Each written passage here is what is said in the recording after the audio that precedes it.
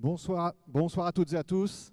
Merci d'être venus si nombreux ici chez Unilassal, que l'on remercie bien sûr de nous accueillir pour cette conférence qui nous touche tous, qui nous intéresse tous.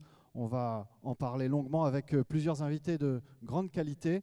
Mais je voudrais déjà remercier les partenaires de cette opération initiée par le Courrier Picard. Les partenaires, ce sont la CCMO, et je voudrais saluer le directeur général Paul-Henri Mainviel. Merci d'être avec nous. IMAO, avec le docteur Cédric Brochard, merci d'être là. Et puis bien sûr, donc, Unilassal qui nous accueille avec Karine Delay-Orthez, directrice du collège santé d'Unilassal. Je voudrais aussi citer Version Femina. Un petit coucou à Nawal et Emmanuel qui sont au premier rang, les bonnes élèves, merci. Et puis bien sûr à toute l'équipe organisatrice, il y a eu un gros travail de fait en amont. Alors ce soir, on va déjà se projeter sur 2025, puisque vous le savez sans doute, le Premier ministre Michel Barnier a décrété que la santé mentale était la grande cause pour l'année 2025. Eh bien nous, cette grande cause, on va la traiter, ou plutôt plus modestement, on va l'évoquer avec, je vous l'ai dit, un certain nombre d'experts. Mais auparavant, il convient d'ouvrir très officiellement cette soirée. Et pour ce faire, j'appelle David Guévard, le directeur général du Courrier Picard de l'Aisne Nouvelle et de Paris-Normandie, accompagné de Michael Tassard, le directeur délégué du Courrier Picard. Les voici, les voilà.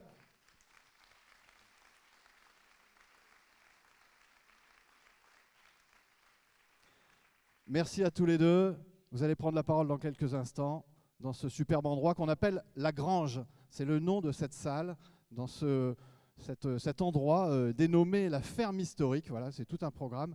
Mais aujourd'hui, le programme, c'est la santé mentale. Et on va en parler grâce à cette belle initiative. Alors normalement, vous avez un micro qui... voilà, en fait, vous avez l'embarras du choix. De toute façon, tous nos invités ont un micro. On y va. David Guévard, tout d'abord. Eh bien, bonsoir à tous. Merci effectivement à la CCMO, à IMAO et à Unilassal qui nous accueillent ici. C'est compliqué le retour. Hein. Déjà, quand on dirige un média régional, on hérite d'une histoire. Donc on a les 80 ans du Courrier Picard qui sont fêtés cette année. Et on hérite aussi d'une mission. Et la mission, elle est évidemment d'informer, mais elle est aussi d'animer un territoire. Animer un territoire, ça veut dire aller au-delà que publier un média. Et c'est cette mission que Michael a prise en charge en organisant avec les équipes du Courrier Picard cette soirée dont vous allez bénéficier et à laquelle vous êtes vraiment très nombreux à participer. On en est extrêmement ravis. Michael. Merci beaucoup David. En fait, comme tu l'as dit, je voudrais déjà remercier toutes les équipes qui travaillent depuis de longues semaines à la préparation de ce rendez-vous, remercier les partenaires qui nous suivent, et puis rassurez-vous, les deux stars de la soirée, c'est pas nous, parce que nous, en fait, très humblement, la mission du Courrier Picard, c'est de parler de ce que veulent en voir ses lecteurs. Et quand on les interroge, la santé arrive très haut dans les intentions de lecture. Donc nous, on n'est pas journaliste de santé, donc on s'est dit on va demander à ceux qui savent. Et puis vous nous retrouverez tout au long de l'année avec un projet qu'on a intitulé « On prend soin de vous ». Donc toute l'année, dans les pages du courrier, sur notre site, vous allez voir comme ça, on va essayer de vous parler de façon très très simple, encore une fois très très humble, et apporter ce que nos lecteurs attendent de nous, parce que comme tu l'as dit, David, on est avant tout au service de nos lecteurs. Merci à vous tous. Merci Michael, merci David pour rester avec moi pour accueillir nos invités. Mais tout d'abord, je vais quand même décliner les thématiques de la soirée avec la première thématique qui sera lever les tabous et promouvoir le bien-être mental. La deuxième thématique, ce sera les jeunes face aux défis de la santé psychologique. Troisième thématique, prévention et gestion des risques psychosociaux en entreprise. Et puis pour terminer, innovation et neuroradiologie, les avancées techniques au service des troubles psychiques. Donc vous voyez, c'est pointu et vous allez le constater rapidement. Ceux qui vont en parler connaissent particulièrement bien l'ensemble de ces sujets. Mais tout d'abord, je voudrais appeler celle que, je le sais, vous attendez toutes et tous. Il s'agit de notre invitée d'honneur, Madame Marina Carrère d'Ancos.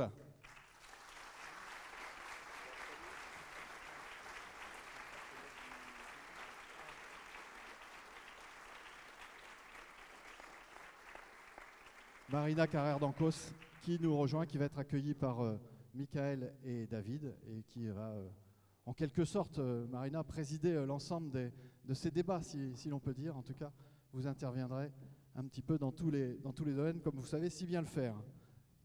Marina, vous pouvez prendre un micro au hasard. Très discret, c'est arrivé. Hein. Oui, c'était prévu, on ne voulait pas vous rater, mais on ne pouvait pas vous rater. Tout va bien, Marina? Vous êtes prête à intervenir comme d'habitude? Je suis surtout prête à intervenir, mais surtout à écouter tout ce que vous avez. Vous constatez que la salle est pleine. Ça fait plaisir quand même quand on intervient sur une telle cause aussi importante de voir qu'il y aura un aussi large auditoire, n'est-ce pas? Bien sûr, mais ça montre aussi à quel point ce sujet est important. Exactement. Alors, pour en parler, je vous l'ai dit, on fait appel à des experts. Je vous demande d'accueillir tout d'abord le professeur Louis Joël, professeur de psychiatrie à l'Université de Picardie Jules Verne et chef de service de psychiatrie, de psychologie de liaison, d'addictologie au CHU d'Amiens Picardie. Louis Joël, bienvenue Louis Joël. Vous allez nous éclairer. Vous pouvez, il y a un petit escalier qui est prévu pour gagner la scène. Voilà, et vous allez pouvoir vous asseoir tranquillement. Vous avez le droit de vous asseoir tout de suite. Avancez, Louis, avancez. Voilà, vous pouvez prendre place. Je vous ai réservé une bonne place, juste sur le côté. Je ne serai pas très loin de vous. Merci, merci d'être avec nous. Je vous demande d'accueillir aussi le professeur Jean-Pierre Pruvot, chef de service de neuroradiologie au CHU de Lille. Jean-Pierre Pruvot. Jean-Pierre qui aura beaucoup de choses aussi à nous dire, un homme passionné comme Louis Joël. J'ai eu la chance de les avoir tous les deux au téléphone avant cette conférence et je peux vous dire que rien que les écouter au téléphone, c'est passionnant. Alors j'imagine que ce soir, ça va être formidable. Alors, vous vous asseyez là si vous voulez bien. Voilà. Et puis on va appeler ces dames maintenant, bien sûr, avec tout d'abord Patricia Koch, responsable de mission éducative et de la vie étudiante chez Uni-la-Salle à Amiens. Patricia Koch. Merci Patricia d'être avec nous. Vous allez être bien encadrés. Hein. Vous avez vu, des sacrés experts à nos côtés. Alors voilà, vous pouvez vous mettre là, il n'y a pas de problème. Et avec Marina qui restera au centre des débats. C'est prévu. Et puis maintenant, je vous demande d'accueillir comme il se doit Florence Prévost, directrice générale chez Olicare. Olicare, qui sera accompagnée par quelqu'un qu'on va découvrir juste après. Bienvenue Florence, merci également de vous joindre à nous. Alors il ne reste plus qu'une place, hein, c'est forcément la vôtre. Voilà, je vais essayer de ne pas vous masquer, je vais mettre un petit peu sur le côté. Vous pouvez vous asseoir Louis, allez-y, allez-y, voilà. Asseyez-vous tranquillement, faites comme chez vous. On attend encore 2 petites minutes parce qu'on va accueillir David et Michael sont pressés de reprendre place dans la salle. C'est vrai que ce sera plus confortable, mais on va attendre 2 petites minutes parce que maintenant on accueille, et j'espère que tout va bien fonctionner techniquement, en visio, le docteur Clément Duret, chef de l'unité de service des pathologies professionnelles à l'hôpital de Garches. Alors, est-ce que Clément Duret est avec nous? Mais oui, il est avec nous. Bonjour à tous. Bonjour à tous, ravi d'être avec vous. Alors, que Clément la technique Duret, fonctionne. Voilà, alors quand Clément Duret, là c'est un essai, hein, maintenant on va le faire en vrai, quand Clément Duret va parler, il va falloir faire vraiment silence pour qu'on l'entende bien. Vous nous entendez bien Clément? Oui, bonsoir à tous, je vous entends très bien, j'espère que vous m'entendez également. C'est parfait, et puis alors on a une salle qui vous écoute religieusement, ils sont disciplinés, c'est formidable pourvu que ça dure. Merci beaucoup. Et bien voilà, on a tous nos invités, on va pouvoir commencer. Cette fois, Michael et David, je vous libère, et puis on va attaquer sans plus tarder les débats, avec Marina au centre pour commenter tout ça. Alors on commence par la première table ronde. Alors c'est pas vraiment une table ronde, hein, c'est l'expression.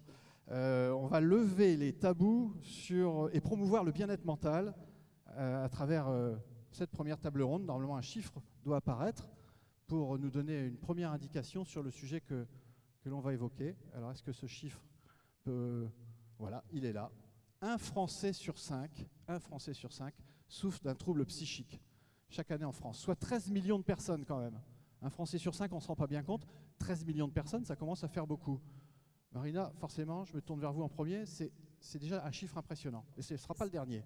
C'est un chiffre impressionnant, et quand on en ajoute un autre qui est qu'un tiers des Français associent les troubles mentaux au danger et à la faiblesse, on se dit que là, on a beaucoup de travail pour lutter contre les tabous qui sont énormes dans notre pays. C'est vrai que la maladie mentale fait peur, mais surtout, elle est quand même très souvent associée à absence de volonté et à des patients qui sont potentiellement dangereux pour les autres, alors qu'en général ils le sont pour eux-mêmes, mais rarement pour les autres.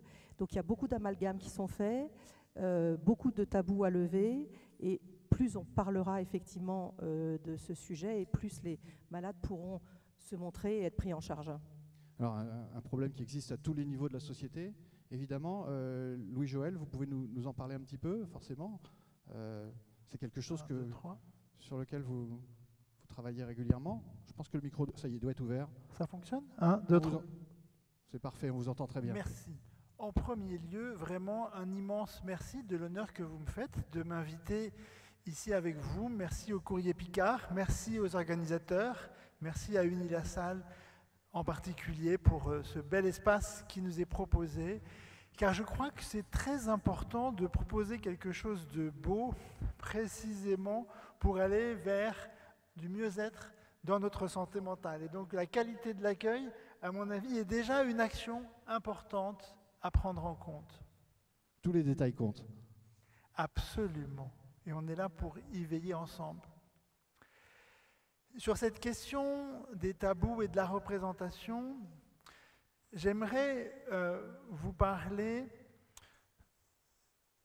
de quelque chose que tout le monde connaît, mais que l'on considère souvent comme secondaire, qui est cette petite voix intérieure que nous avons, chacun d'entre nous, dans notre tête, qu'on appelle le langage intérieur. Cette petite voix qui est parfois un peu méprisée, parfois même on imagine que ce sont les fous qui ont des voix qui leur parlent, alors que chacun d'entre nous, et peut-être depuis que j'ai commencé à vous parler en utilisant mon langage extérieur, vous vous êtes déjà fait un commentaire dans votre tête sur ce que je disais, sur ce que vous voyez.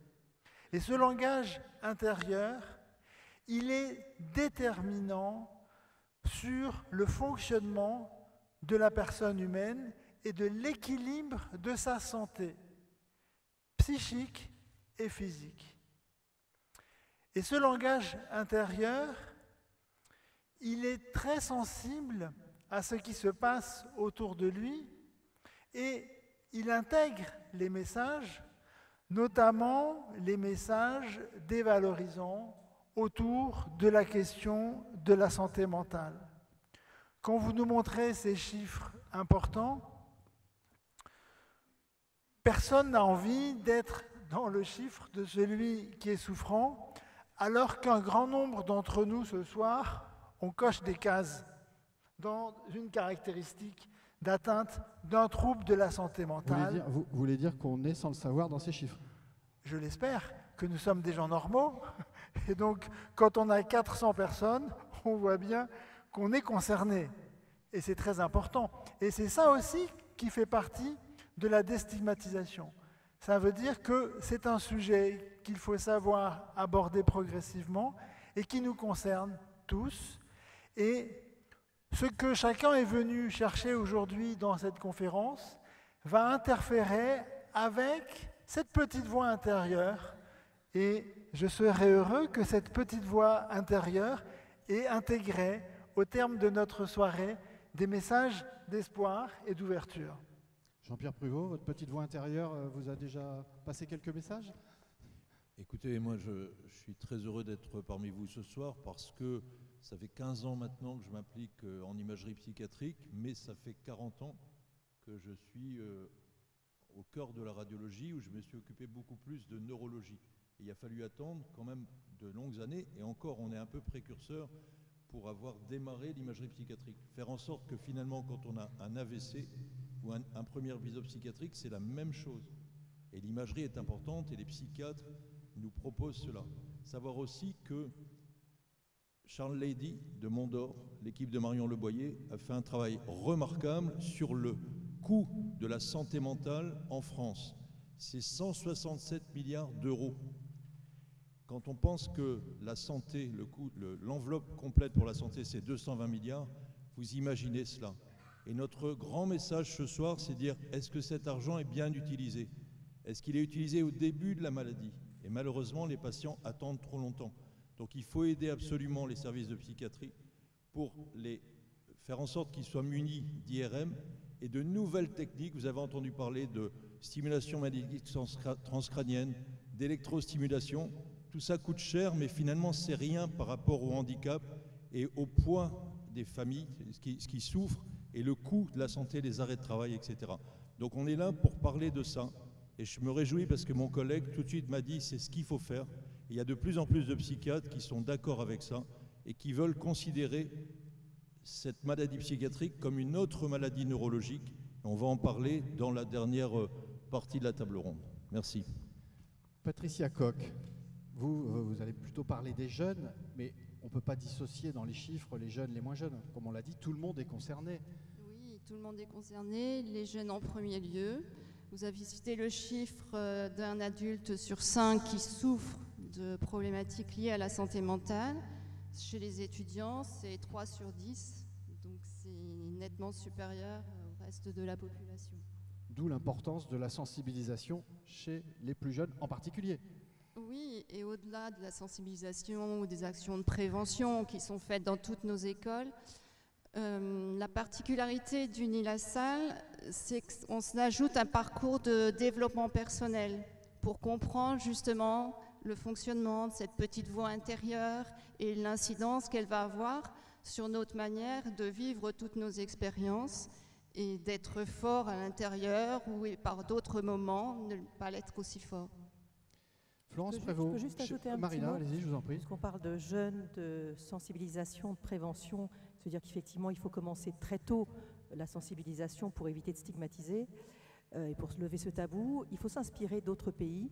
En Australie, par exemple, dans les écoles, très tôt, on apprend ce que sont les émotions, la gestion des émotions, le stress, et dès le lycée, à côté du maths et de la physique, on apprend la dépression et différentes pathologies mentales très courantes pour justement permettre de libérer la parole et permettre de déstigmatiser dès le plus jeune âge. Est-ce qu'on est en retard? Est-ce qu'on est en retard en France alors? Je crois. Voilà, là, c'est un oui unanime, hein. Malheureusement, j'ai envie de dire. Florence, j'allais m'adresser à vous. Florence Prévost, vous êtes directrice de Olicare. Est-ce que vous intervenez dans ce domaine aussi chez Olicare? Chez Olicare, on intervient sur la santé mentale des salariés, donc en entreprise, aux côtés des DRH, mais aussi des acteurs de l'assurance, dont la CCMO Mutuelle avec qui on est partenaire, mais aussi la médecine du travail. Et en fait, la chose, c'est aujourd'hui, on a 25% des salariés qui présentent des symptômes anxio-dépressifs. Et le travail qu'on a à faire, c'est à la fois de lever ce tabou.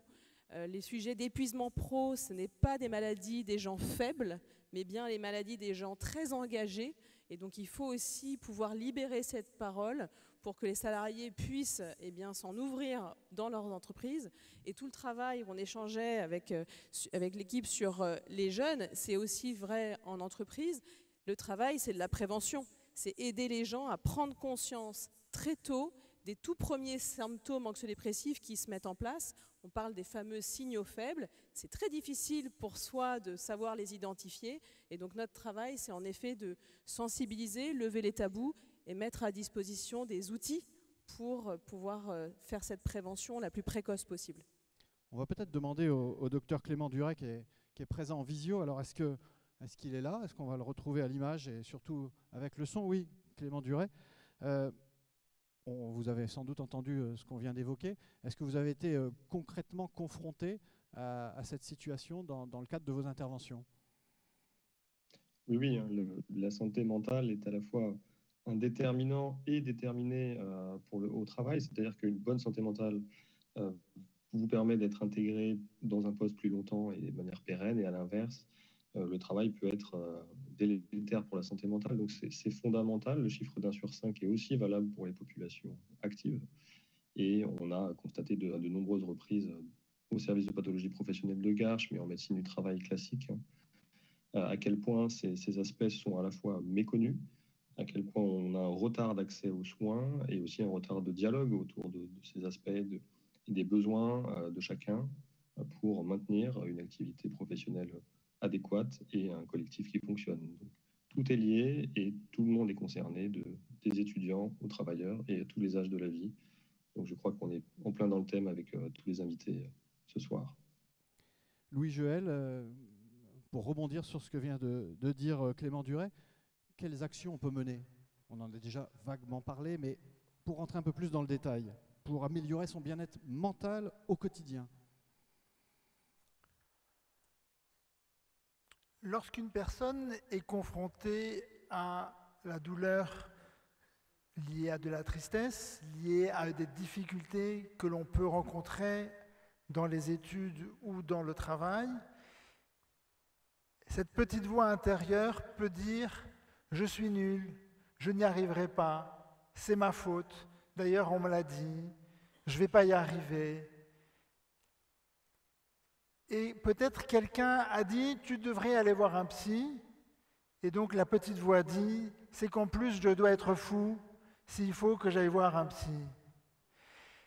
Et plus on va améliorer cette image de la santé mentale en valorisant le fait que le cerveau est un organe merveilleux qui est capable d'évoluer, qui est capable de se développer, qui a une richesse non seulement pour se réparer après un accident vasculaire cérébral, mais pour se réparer après une dépression, lorsqu'on va lui donner la capacité à le faire et lorsque l'environnement va lui apporter ces messages de soutien et qu'il puisse entendre finalement aller voir le psy, c'est pas juste une histoire de faiblesse, en ajoutant que pour les hommes, le chemin est encore plus compliqué que pour les femmes. On a dans les consultations de psychiatrie moins de 30% d'hommes en général. Donc l'effort est encore plus important car la démarche d'aide est considérée dans la société comme une atteinte à la virilité. Et donc, au contraire, il faut qu'on ait pu lui apprendre le plus tôt possible qu'il a le droit de pleurer, qu'il a le droit d'avoir une pensée triste, et que c'est parce qu'il devient un garçon qui grandit et qui apprend aussi ses limites que la petite voix va l'autoriser à dire « j'ai besoin d'être aidé ».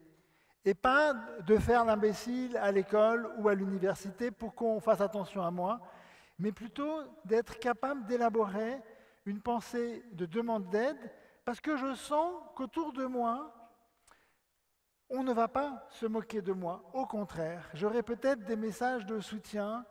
Si on apprend que je suis allé consulter au CMP, eh bien, on va ou rien me dire, ou dire un message valorisant. Il y a une crainte très importante de ce message négatif qui pourrait être porté, et dans l'anticipation de ce point négatif qui vient s'ajouter au sentiment de fardeau que la personne éprouve, eh bien, il faut absolument que la société soit en capacité d'ouvrir le débat et d'ouvrir que tu fais un geste qui est vraiment important et qu'il entende ce soutien et que ça devienne quelque chose d'agréable pour lui de faire cette démarche d'aide.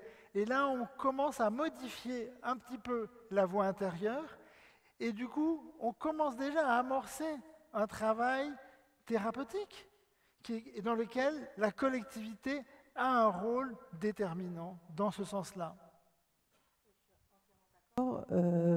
Mais très honnêtement, là, c'est un gros boulot que la société doit faire, parce que c'est vrai que les hommes doivent changer un peu de paradigme, et ça changera aussi éventuellement le regard que beaucoup d'hommes portent sur des femmes en grande souffrance mentale, notamment dans le milieu professionnel.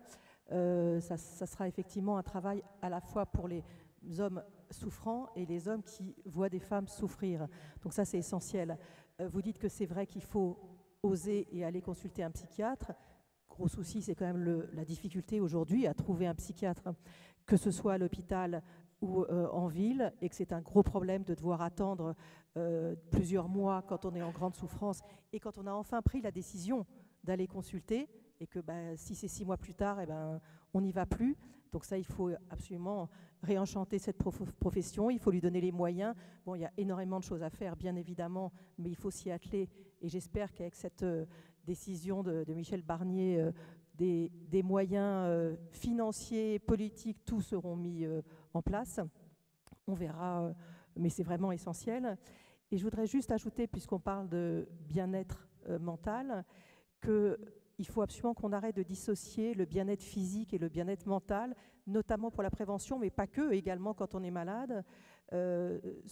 On sait de plus en plus, même si ça fait bateau, que de faire une activité physique, de manger correctement, voilà, d'être bien dans son corps est indispensable vraiment pour la santé mentale. Ce n'est pas deux choses différentes, on est un corps, un esprit, le tout étant mélangé. Merci Marina, merci à vous quatre. On va enchaîner sur la deuxième thématique dans quelques instants, mais peut-être le public, parmi le public, des personnes ont des questions à poser. Il faut en profiter, ce n'est pas tous les jours que vous aurez dans votre salon des personnalités aussi éminentes que celles qui sont présentes sur scène ici dans cette salle. Alors, le plus dur, c'est toujours de poser la première question. Il faut que quelqu'un se lance et après, ça s'enchaîne. Ah, voilà, il y a un monsieur qui veut se lancer. Pauline va vous passer le micro. Merci. On vous écoute, monsieur. Moi, la question que je pose dans les entreprises, c'est pourquoi c'est un tabou pour les DRH, le burn-out et la santé mentale? Alors, qui répond? Peut-être Florence? Pour échanger très souvent avec des DRH, je pense qu'il y a un sujet où le DRH se sent démuni quand le sujet arrive. En fait, ils ne savent pas comment accompagner, ce n'est pas leur métier d'accompagner des gens qui sont malades. Et donc c'est pour ça que je pense que toute la sensibilisation qu'il faut faire, c'est aussi de leur dire mettez en place l'accompagnement vers lequel vous pouvez engager quelqu'un. Ce n'est pas à vous de le gérer, mais c'est vrai pour le manager aussi. On parle du DRH. Tous ceux qui vont être face à des situations de vulnérabilité et qu'ils ne vont pas savoir gérer, eh bien, il faut qu'ils soient équipés. Je pense que c'est une des principales raisons. L'autre, c'est aussi que ça peut être parfois le bilan du DRH, on va se dire les choses, et il y en a qui n'ont pas encore le courage de prendre le sujet. C'est de moins en moins le cas. Moi, ça fait 3 ans que je travaille dans la santé mentale en entreprise. Déjà, les termes changent. Il y a 3 ans, je parlais de bien-être psychologique. Aujourd'hui, la santé mentale, c'est un terme qu'on peut utiliser dans tous les rendez-vous. Donc on sent que la société est en train de bouger assez vite, mais certains, comme toujours, prennent plus de temps à monter dans le train. Vous me contredirez. Une confusion entre la souffrance au travail et le harcèlement au travail. On n'est pas obligé d'être harcelé pour être en souffrance au travail, pour être mal, pour ne pas vouloir y aller le matin, pour être en burn-out. Et parfois, effectivement, les DRH ont peur que ça soit à l'origine d'un conflit, enfin, que ça soit dû à un conflit, et que donc il faille intervenir, souvent un conflit avec un supérieur, ce qui complique beaucoup les choses. Et ça, c'est quelque chose de nouveau à apprendre, effectivement, qu'on peut simplement être mal dans son travail, mais on n'accuse personne. Oui, vous avez raison, la responsabilité n'est pas forcément vient du travail. Par contre, le ressenti d'une personne, d'ailleurs, 2 personnes différentes vont vivre très différent un même job. Et en fait, c'est une somme de sa personnalité, de sa vie personnelle, de ses ressources, et comment on va vivre les contraintes. Et donc c'est vrai que vous avez raison, il faut aussi expliquer que le travail est très souvent ressource, mais qu'il faut de toute façon accompagner les gens qui sont mal autour de soi, déjà d'un sens humain, déjà aux ressources humaines, on gère l'humain, et puis ensuite pour la performance de l'entreprise qu'on dirige. C'est un autre argument qui commence à faire bouger les choses. J'aurais voulu apporter un élément dans la suite de ce qu'a dit Marina tout à l'heure. Oui, le délai pour accéder au psychiatre peut être, dans un grand nombre de régions, de plusieurs mois. Mais pendant ce temps-là, on peut faire autre chose. Et du coup, c'est là que le groupe autour peut entendre ces ruminations permanentes négatives et aider le groupe à contribuer à réduire ces autocritiques négatives dévalorisantes qui aggravent peut-être une dépression si c'était le cas. Et du coup, la famille plutôt et le groupe d'amis qui sont parfois en difficulté, eh bien comment on peut transmettre ce message que le soutien concret autour de la prise en compte que ces ruminations douloureuses aggravent la situation au niveau neurobiologique Et que pouvoir lui dire « tu dis que tu es nul », je crois que tu exagères quand tu dis que tu es nul. Tu as des difficultés aujourd'hui, mais on sait les qualités que tu as. Et qu'on apprenne aussi à porter des messages qui vont réduire ces autocritiques qui aggravent la situation et qui peuvent mener à des comportements dangereux dont on pourra reparler. Donc ce temps d'attente, qui est une réalité qui va durer encore un certain temps, eh bien qu'on puisse ne pas être passif, mais au contraire qu'on ait des démarches et que la société trouve le moyen, par des groupes, par des actions, qui puissent permettre d'apporter une aide active dans une direction d'aidante pour réduire notamment ces ruminations négatives douloureuses. Alors on enchaîne avec la deuxième thématique. Vous allez voir, hein, tout se rejoint, tout s'enchaîne et on va pouvoir poursuivre la conversation qu'on a entre nous et avec vous. N'hésitez pas à poser des questions. Je reviendrai vers vous dans quelques minutes pour peut-être une autre question. Mais on va passer maintenant au sujet suivant, les jeunes face aux défis de la santé psychologique. Et comme pour le premier thème, un chiffre va accompagner notre propos. Voilà, ce chiffre arrive.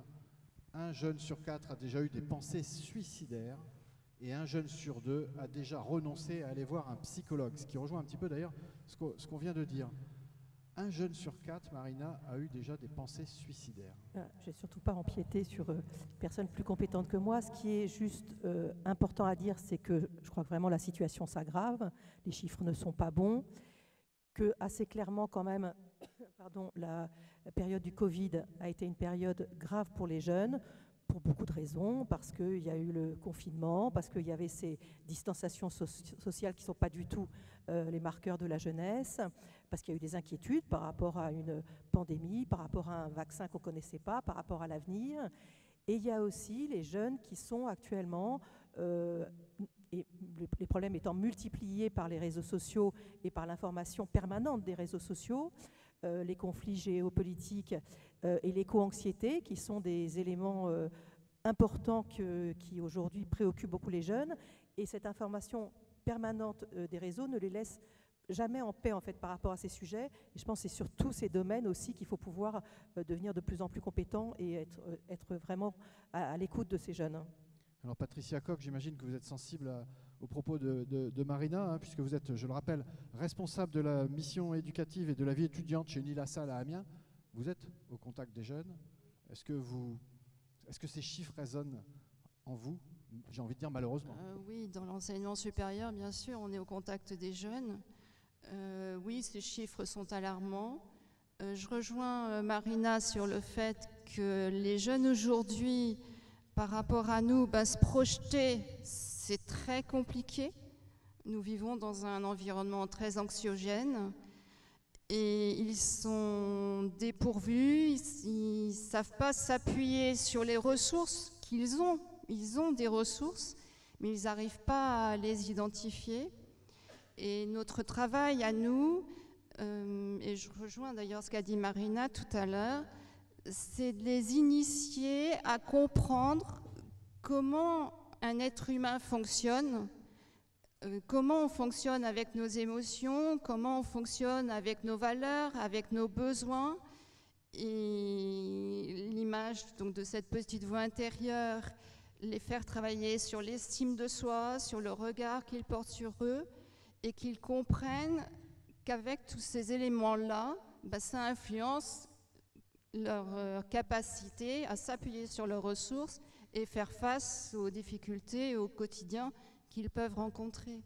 Et je pense que oui, c'est bien de se dire les psychologues existent, les psychiatres existent, il est bon d'aller les rencontrer, mais je pense que la première chose qu'il nous faut développer en Europe, alors en Europe du Nord c'est fait, là-bas en Suède, en Norvège, tout petit, en école primaire, on leur parle des émotions, ils s'appuient sur des smileys qu'on connaît tous, et ils décryptent ce que c'est qu'une émotion. Et donc ça développe en eux l'attention de ce qu'on peut lire sur un visage et de la manière d'exprimer, de vivre avec nos émotions, de savoir les gérer. Et je pense qu'il y a tout ce volet de formation, de connaissances sur notre mode de fonctionnement en tant qu'être humain, qui serait un très bel outil à développer. Louis-Joël, ça veut dire que parfois on pourrait ne pas s'autoriser à avoir des émotions, si j'en crois le propos que l'on vient d'entendre. Ce qui est dit précisément, c'est qu'il faut apprendre à mieux se connaître. Et il faut accepter que l'on peut avoir des émotions agréables et des émotions parfois très désagréables. Et c'est une meilleure connaissance de soi qui permet d'apprendre à avancer et à se protéger. Et s'autoriser à s'écouter et partager avec ceux qui sont prêts à l'entendre cette voix intérieure quand elle est douloureuse et partageable, et qu'elle puisse être nommée avec autant de précision que c'est possible, en utilisant les mots simples que l'on se dit dans sa tête.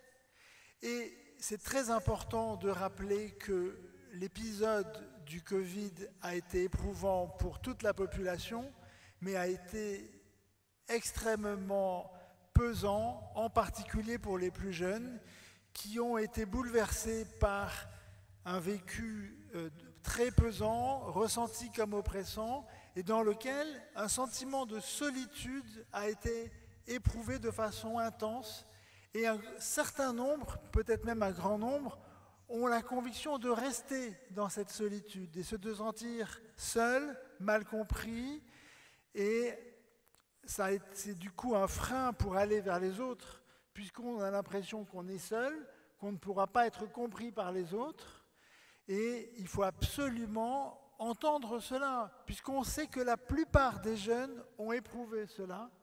Il faut être en capacité de les autoriser à les identifier, en sachant que là encore, les hommes, l'éducation qu'ils ont, on n'est pas là sur un aspect génétique, on est sur un aspect éducatif. C'est bien pour ça que je trouve que c'est important de rappeler que d'autres exemples éducatifs ont pu montrer qu'on peut faire évoluer cette prise de connaissance ou de conscience de soi. Et si on est, comme on le disait tout à l'heure, dans une acceptation que cela fait partie des moments de la vie où on peut avoir besoin de l'aide de l'autre, d'un autre ou d'une autre, d'un père, d'un parent, d'un professionnel de santé mentale, eh bien, on ouvre cette possibilité et en considérant qu'on n'est pas accablé par une maladie irréversible. On est sur un état fonctionnel qui a besoin d'être aidé peut-être quelques semaines, quelques mois, avant de retrouver une trajectoire qui doit se libérer de l'emprise de cette douleur et de cette conviction qui en fait est erronée. Ils ne sont pas aussi seuls qu'ils le croient, mais ils entretiennent aussi cette solitude qui est maintenue par cette illusion de partage que les réseaux sociaux transmettent, mais qui transmettent aussi beaucoup de messages négatifs et qui viennent douloureusement renforcer, dans une perspective peut-être un peu commerciale, de séduire par des messages de détresse et de peur qui viennent aggraver la santé mentale. Et on voit ces alertes que vous rappelez qui sont tout à fait importantes pour se mobiliser, mais il y a des acteurs qui utilisent cette détresse pour vendre des images, vendre des réseaux, et les jeunes ne perçoivent pas que lorsqu'ils écoutent de façon aussi intensive ces réseaux, ils se fragilisent et ils deviennent un petit peu acteurs de leur détresse en restant dans cette détresse, et il faut qu'on soit en capacité de leur ouvrir d'autres messages. Juste un mot, je ne sais pas ce qu'il y a dans le plan de notre Premier ministre concernant l'éducation nationale, mais il est clair qu'il faut que l'éducation nationale soit impliquée dans cette année de la santé mentale, qu'il y ait plus de formation, qu'il y ait de l'emploi de professionnels de la santé mentale pour être plus auprès des jeunes, des adolescents, des étudiants, pour pouvoir repérer et accompagner le plus vite possible effectivement ceux qui sont en souffrance, parce qu'actuellement ils sont honnêtement peu accompagnés dans les structures, en tout cas dans lesquelles ils sont éduqués. Marina Carrère-Dancos, je reviens sur la pandémie. On parle de la pandémie, des conséquences de la pandémie. La pandémie, on a l'impression qu'elle est déjà un peu loin, mais en fait, elle n'est pas si loin. Et elle a vraiment modifié à ce point la structure mentale, j'ai envie de dire, en exagérant peut-être un peu, des jeunes. C'est-à-dire que les jeunes, le fait de ne pas se voir, de devoir ne pas voir leur visage, ne pas se prendre des verres ensemble et se projeter vers un virus qui est potentiellement mortel, c'est quand même tout sauf ce qu'ils aiment, quoi. Donc, alors, je trouve que globalement, ils ont assez bien respecté honnêtement les consignes qui avaient été données dans tous les pays, hein, mais en tout cas en France. J'en suis assez admirative honnêtement. Je trouve que globalement, il y a eu peu de débordements de jeunes qui ont refusé de porter des masques à l'école. Enfin, ce qui est quand même assez sidérant, mais je pense qu'ils en ont profondément souffert. Quand on voit qu'il y a des enfants qui ont découvert le visage de leur professeur au bout d'un an, c'est absolument terrifiant comme absence de communication qui est indispensable pour les plus jeunes. Et puis ensuite, pour les ados, ils ont été quand même coupés d'énormément de relations, qui est quand même ce qui les structure. Jean-Pierre Pruvot, on va vous entendre un petit peu plus tout à l'heure quand on parlera des avancées technologiques au service des troubles psychiques. Néanmoins, je vous vois dodeliner de la tête. Vous êtes complètement en phase avec ce qu'on vient de dire. Vous avez peut-être des exemples ou des détails à nous donner? En fait, il y a deux choses. J'ai écouté parce que je pensais aux étudiants en médecine qui sont proches de moi et finalement qui n'échappent pas aux problèmes de santé mentale et qui sont quand même les futurs soignants. Donc on les a accompagnés le mieux possible. C'est vrai que la période du Covid a été également terrible pour eux. Et finalement, on a essayé d'en faire une force pour renforcer les centres de simulation où on pouvait recevoir ces étudiants, et notamment pour les maladies de santé mentale, essayer, en dehors du patient, de les laisser s'exprimer et éventuellement faire des erreurs dans la relation. Et ça a fait beaucoup de bien. Et on s'est rendu compte aussi que la formation entre les jeunes, entre eux, en les soutenant un peu, en les laissant s'exprimer, en les laissant se former, a fait beaucoup de bien. Après, en écoutant, je pensais à ces jeunes qui ont des hallucinations. On a parlé des petites voix intérieures, on a parlé aussi des hallucinations qui sont très fréquentes, auditives ou visuelles. Souvent, c'est la maman qui couche le petit, enfin le petit 10, 12, l'ado. Et finalement, comme l'a bien dit mon collègue psychiatre, pour arriver jusqu'au psychiatre, ce n'est pas toujours évident. Est-ce qu'on va consulter? Et finalement, quand on arrive, on a fait le pas, mais parfois, c'est une étude qui raconte ça, ça met parfois 7 ans. Et il y a une panique chez ces jeunes qui est levée par la technologie actuellement. C'est-à-dire que l'IRM montre la zone responsable de l'hallucination. Je vais expliquer très vite. Vous avez 100 points d'entrée, une hallucination auditive.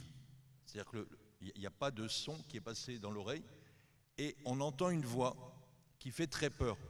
Et si on fait l'IRM fonctionnel d'activation, on mesure la consommation d'oxygène au niveau de la zone de l'audition. Mais surtout, grâce aux psychiatres et leurs équipes, on arrive à refroidir la zone par la stimulation transmagnétique, c'est la stimulation magnétique transcrânienne. Et ça, c'est pas tout. Il y a aussi la prise en soin. Mais surtout, le petit dit, moi, j'ai mon petit frère qui me pose la question. Et en IRM, on arrive à avoir des signes prédictifs de ou non. Et donc, on peut prévenir grâce aux équipes de psychiatrie. D'abord, on a compris ce qui se passait grâce à l'IRM. Encore dans une consultation de la semaine dernière, un petit a dit à sa maman, « T'as vu, j'avais raison ». Parce que je leur montre les images. Et c'est le début, je ne vais pas dire de la guérison complète, mais c'était quelque chose de fort. Et donc ces jeunes attendent que, comme dans les autres maladies, il ne viendrait pas à l'idée de quiconque de ne pas faire une mammographie pour rechercher un cancer du sein. Eh bien là, il faut faire l'IRM chez ces jeunes, et c'est tout. Alors, est-ce que vous avez des questions avant de passer à la thématique suivante, qui s'enchaînera à celle-ci, vous avez compris? Voilà, au milieu de la salle. Pauline, si tu veux bien apporter le micro. On va écouter votre question. Je vous remercie. C'était pour savoir si vous aviez quelques mots à dire par rapport à la précarité étudiante et les influences qu'elles peuvent avoir sur justement le mal-être mental, et aussi par rapport au fait qu'on est dans une société de la performance où on pousse beaucoup les étudiants à aller loin, à toujours avoir des examens, des devoirs. Par exemple, j'ai fait 8 ans d'études et en fait, on nous pousse toujours à travailler. Et je pense que ça joue beaucoup sur la santé mentale des jeunes actuellement. Alors, qui répond? Patricia Coq, peut-être, en premier? Eh bien, oui, la précarité étudiante va avoir une incidence sur la santé mentale des jeunes qui vivent dans ces situations précaires, parce que l'équilibre alimentaire, la gestion du sommeil vont avoir un impact sur la santé mentale.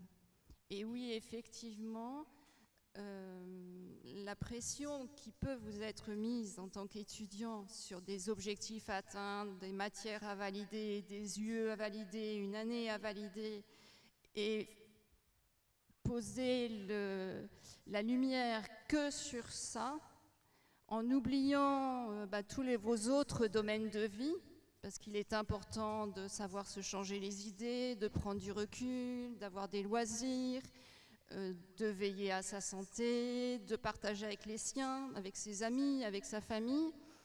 Eh bien, si on reste focus à 200% de son temps sur les examens, sur les études, sur la validation de l'année, on crée un déséquilibre de ces différents domaines de vie et en voie de conséquence, la santé mentale est touchée. Est-ce qu'on demande trop aux étudiants? Est-ce qu'on leur met trop la pression? Dans certaines filières, oui. Monsieur parlait des études de médecine. J'ai moi-même un fils en médecine. Ce qui est demandé à ces étudiants, c'est à la limite de l'inhumain. Alors, le constat est dressé. Marina Carrère-Dancos, qu'est-ce qu'on peut faire pour s'éloigner des limites de l'inhumain? Il faut faire comme j'ai fait avec mes enfants. J'ai été une mère, je pense, pas normale. Je leur ai dit que la seule chose qui me préoccupait, c'est qu'ils soient heureux, mais pas qu'ils fassent forcément des bonnes études. Et le résultat, c'est que j'ai aucun de mes enfants qui a fait médecine. Mais le message est bien passé, donc, finalement. Ah, ça, je vais vous dire, comme ils m'ont dit, on va pas bosser comme nos parents, nous, on va faire ce qu'on a envie de faire. Et finalement, ça se passe pas si mal. Ça se passe très bien, mais c'est un message purement personnel et qui ne vaut pas une étude scientifique. Voilà, mais enfin, on l'a bien entendu, votre message, en tout cas. Est-ce qu'une autre personne veut poser une question? Oui. On vous écoute. Bonjour, je suis médecin généraliste installé ici, pas très loin. Je voudrais rebondir sur votre commentaire concernant l'image du patient psychiatrique malade, quel que soit son âge. Pour vous dire qu'on ne peut pas imaginer, tant qu'on n'est pas passé dans un malheur familial, ce que ça représente. Et je me dis finalement que s'il y a un grand plan psychiatrie, c'est que peut-être nos dirigeants un jour se rendent compte que pour l'un des leurs, c'est une catastrophe et que derrière, ça engendre une prise de conscience collective. Ça, c'est le premier point.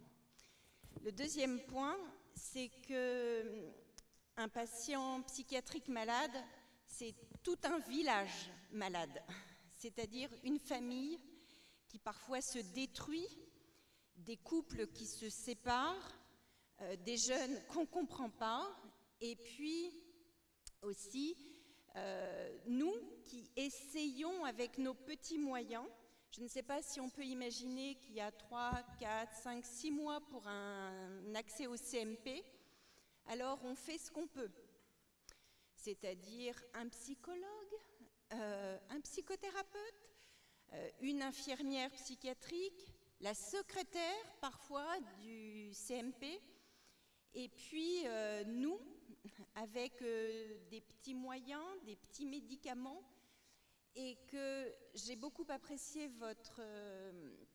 votre commentaire, parce que quand on dit à une famille, vous savez, c'est pas de sa faute, quand on dit au patient, c'est pas vous, que peut-être il y a une cause génétique à votre maladie psychiatrique, et quand on fouille un peu, effectivement, il y a énormément de centres qui commencent à s'intéresser à d'autres pistes. On a aussi des traitements qui évoluent.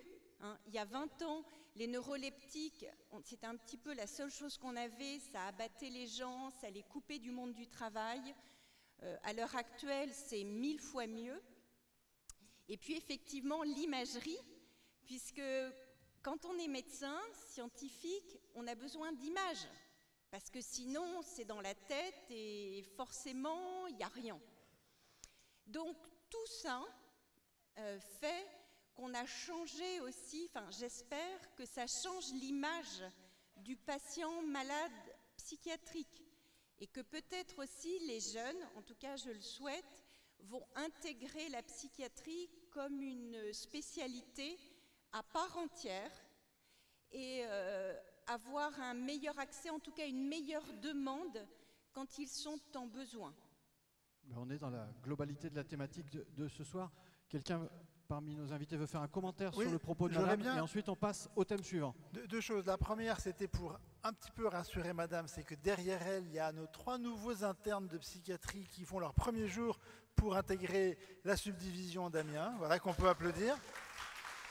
Mais donc, on est très heureux que les 3 soient là, mais il faut savoir qu'il y avait 12 postes et on a 3 internes qui sont venus. Voilà. Donc la question n'est pas seulement d'ouvrir des postes, c'est vraiment d'ouvrir la lisibilité de la discipline pour que les internes considèrent que c'est une discipline intéressante, ce qu'on partage tous, mais ce message passe mal et mal transmis parmi les étudiants en médecine et du coup, on a un devoir de pouvoir porter ce message de façon plus forte. J'aurais voulu ajouter un message sur les étudiants, sur la question du harcèlement. Un message court. Court. Parce que je pense que sur la précarité, sur la souffrance, la question du harcèlement, c'est un sujet dont on parle, mais qui reste très douloureux.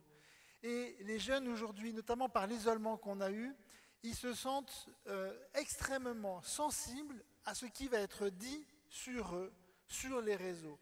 Et on a presque l'impression que leur identité est celle de ce que l'on dit sur eux, sur les réseaux. Et il faut absolument que l'on leur rappelle que ce que l'on dit d'eux sur le réseau est une information, mais qu'ils sont autre chose que cette image-là. Ils ont une autre valeur et qu'on leur rappelle ça régulièrement. Ils sont très sensibles.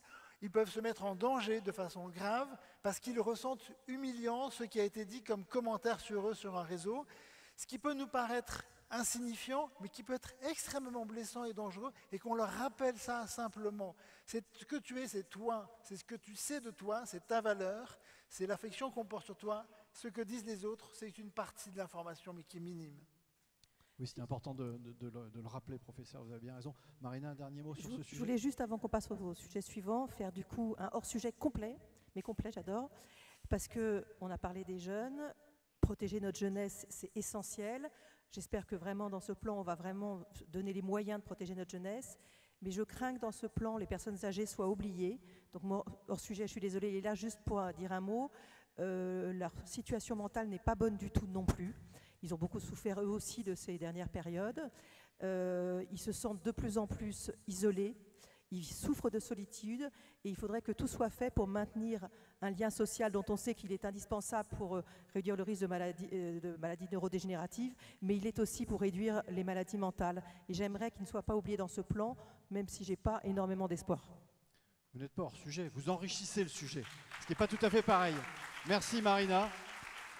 Alors, thématique suivante. La prévention et gestion des risques psychosociaux en entreprise. Et là encore, on doit avoir un chiffre qui s'affiche. 2 secondes. Le gong est passé, hein, madame.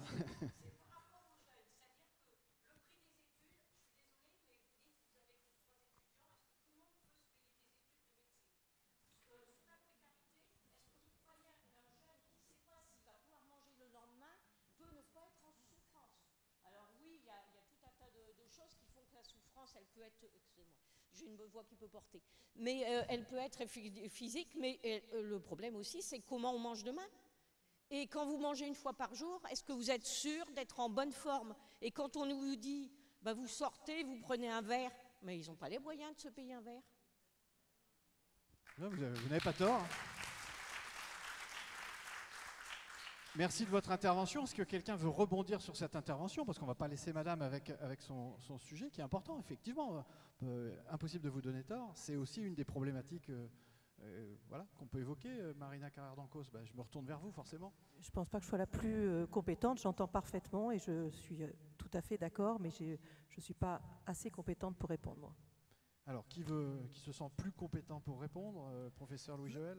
Mais la question qui est posée dans l'exemple que l'on prenait des études de médecine, parce qu'on dit qu'il faut plus de psychiatres, mais aujourd'hui, les conditions d'accès à la discipline et sans doute l'encadrement qui est proposé n'est pas suffisamment adapté, ne prend pas suffisamment en compte les efforts qui sont attendus, et il y a besoin de réfléchir à des modalités, y compris d'enseignement, et là je parle pour mon université aussi, comment on réfléchit à ce que les conditions d'accueil, les conditions sociales aussi, soient plus claires et plus personnalisées pour permettre aux jeunes qui auraient des aptitudes pour entrer dans ce métier, qu'on soit plus attentif à les aider à rentrer dans ce parcours et à les accompagner de façon plus précise. Voilà.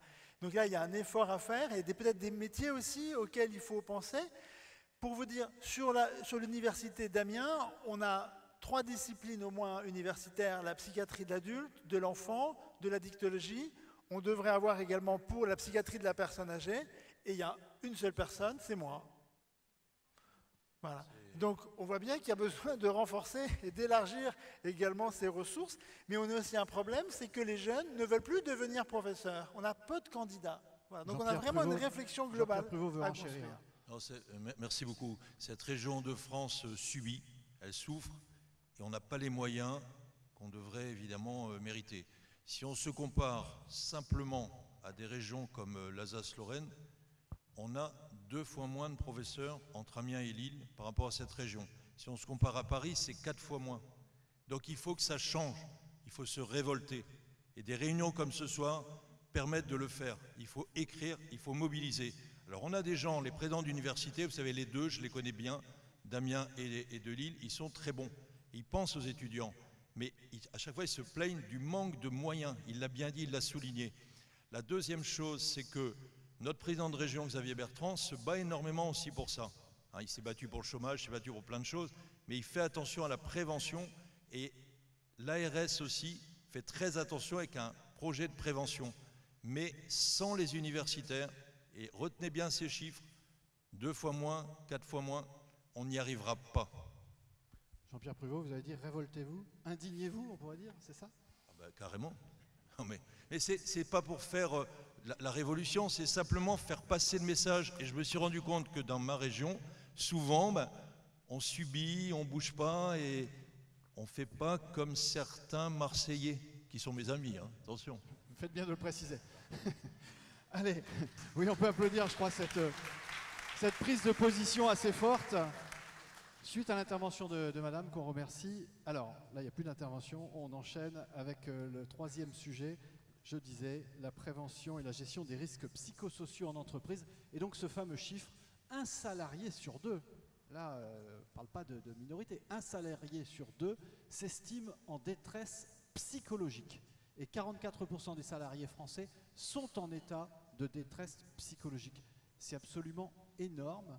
Et vous allez peut-être en parler, Florence, avec Olivier, vous devez en entendre parler. Laisser la parole au docteur Duret, médecin du travail, bien sûr, qui va on l'oublie pouvoir pas. répondre aussi bien à cette question. Vous lui faites une passe décisive. Clément Duret, oui, il est toujours là, il est patient, Clément. Merci d'être resté avec nous. C'est pas facile quand on est en visio. On vous a pas oublié, mais on vous donne un peu moins facilement la parole. Mais là, Florence Prévost vous donne directement la parole pour parler de ce sujet.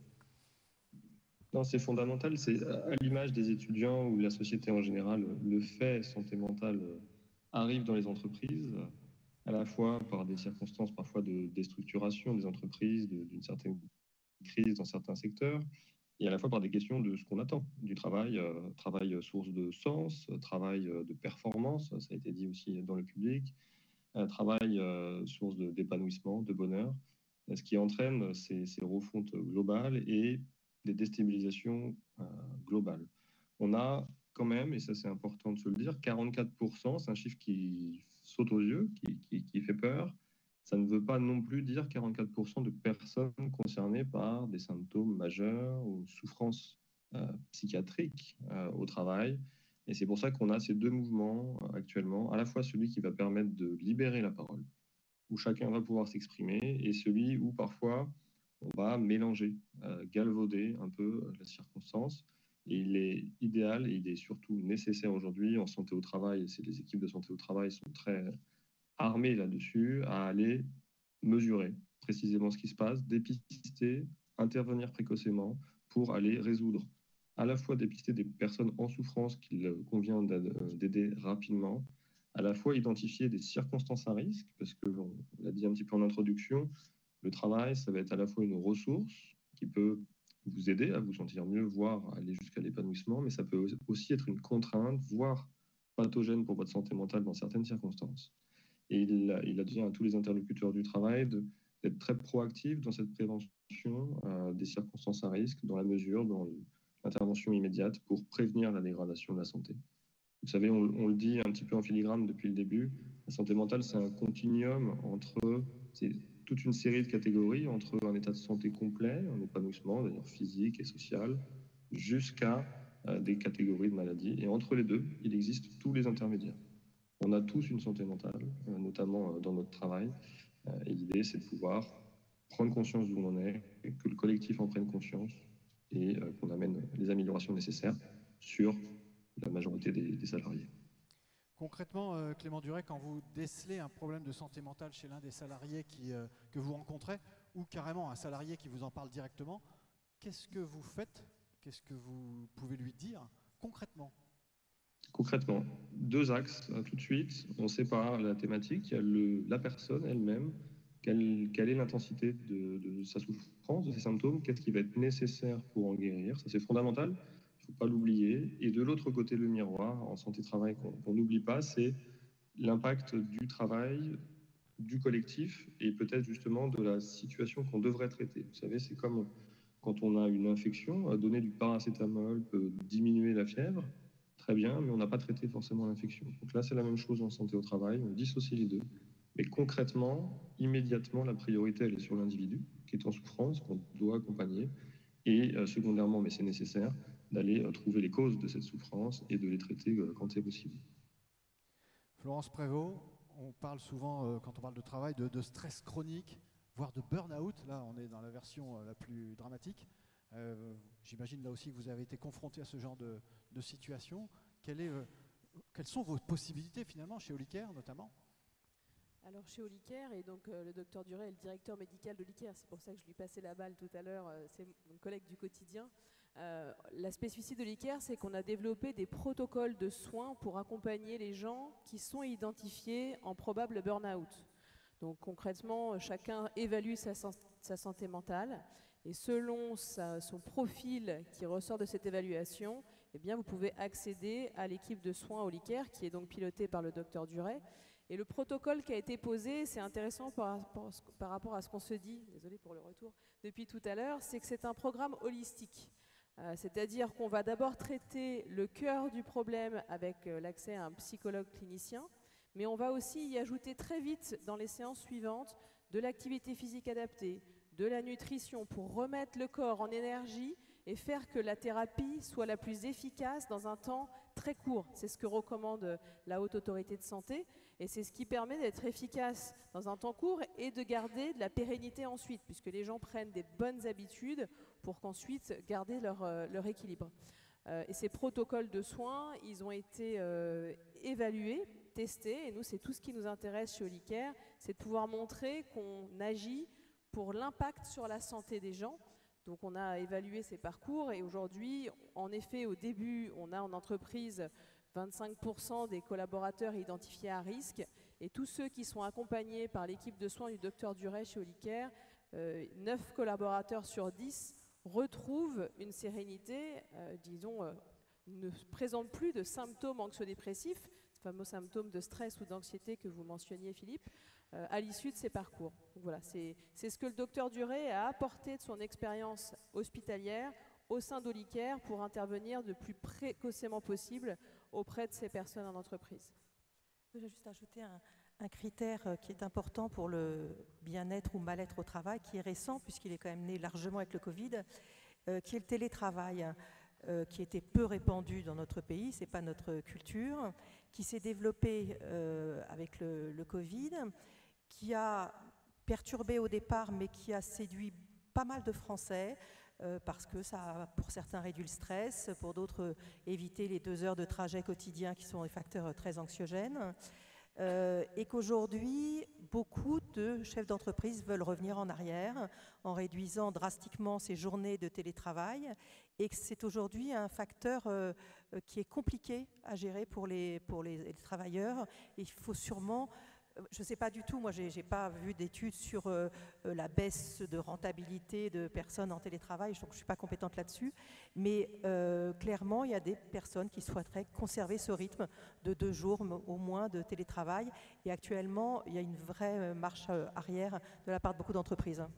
Oui, parce que des chefs d'entreprise estiment que finalement trop de télétravail tue l'esprit de groupe et est un facteur aussi d'isolement pour des salariés. Est-ce qu'il y a un chef d'entreprise dans la salle? Je ne doute pas qu'il y en ait au moins un qui est justement confronté à cette réflexion sur le télétravail. Soyez pas timide, vous pouvez en parler. Ça ne sera pas répété, ça reste juste entre nous, on est à peu près 400, ça ne va pas aller très loin. Alors, personne ne veut se lancer? Peut-être que Paul-Henri Mainviel, qui est au premier rang, au nom de la CCMO. Si on peut passer un micro à Paul-Henri Mainviel. Pauline, un micro, s'il te plaît. Merci, voilà, au sprint. Paulin, en plus, tu n'as pas de chance, Pauline. Paul-Henri Mainviel est au premier rang, mais c'est un bon élève, c'est normal. C'est le patron de la CCMO. Et comme je cherchais un volontaire, je l'ai désigné d'office.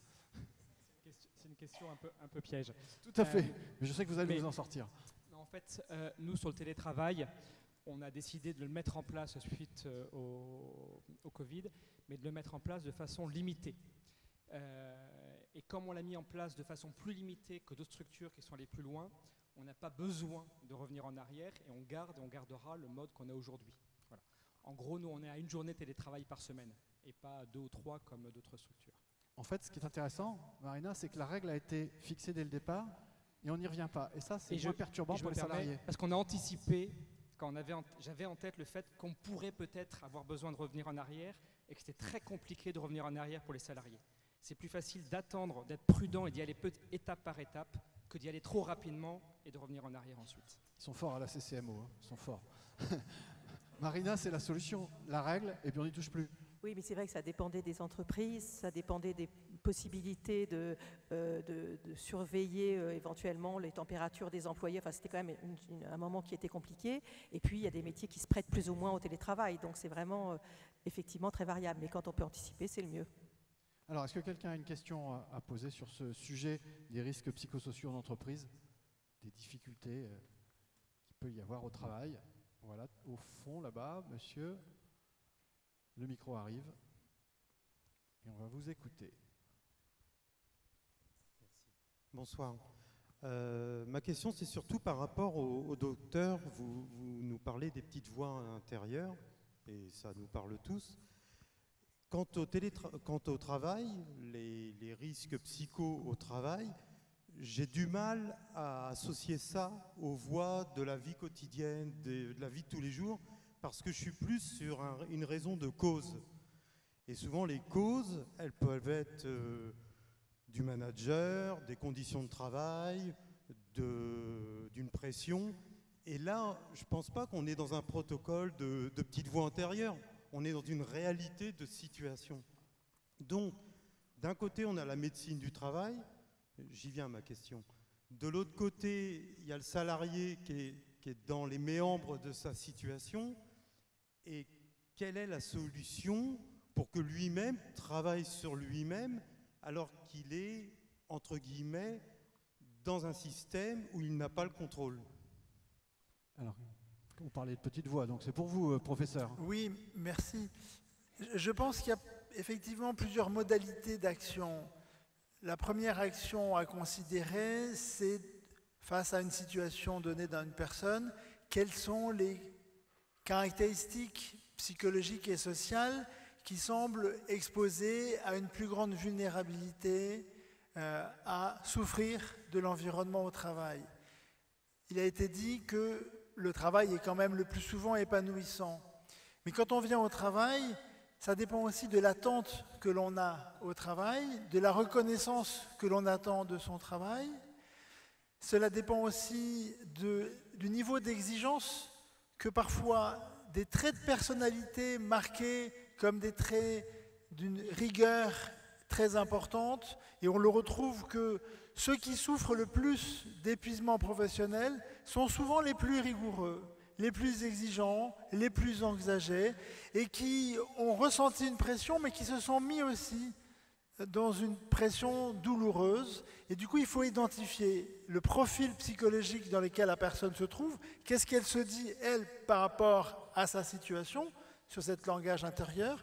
Après, il faut réfléchir à quelles sont les actions personnalisées qu'on va pouvoir faire pour l'aider, pour réguler autrement cette interaction douloureuse.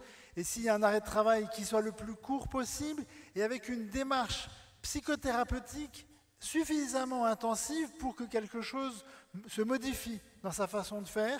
Et après, le médecin du travail, lui, peut agir sur la question de l'ambiance et du contexte de la culture du travail que l'entreprise a développée. Et c'est ça qui va organiser des modalités personnalisées pour l'individu, prenant en compte ces différents paramètres pour améliorer la santé mentale de la personne.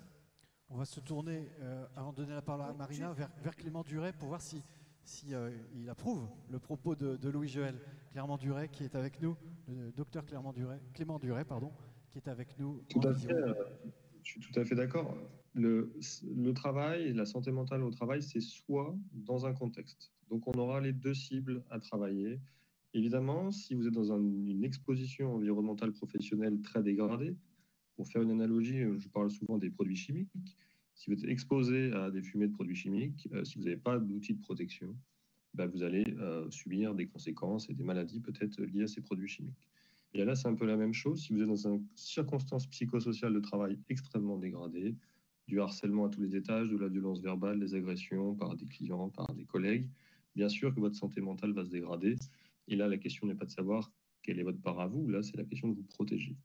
Par contre, la plupart des situations, et heureusement, sont beaucoup plus subtiles que ça. Ça va être une interaction multiple entre des paramètres professionnels qu'on sait décrire. Si ça intéresse certains, vous pouvez les creuser, notamment un rapport de référence qui s'appelle le rapport Golak, qui donne des cibles d'analyse sur les paramètres du travail qui peuvent interagir avec, comme c'était bien dit, la personne et sa personnalité, ses aspirations, mais aussi ses ressources et ses contraintes.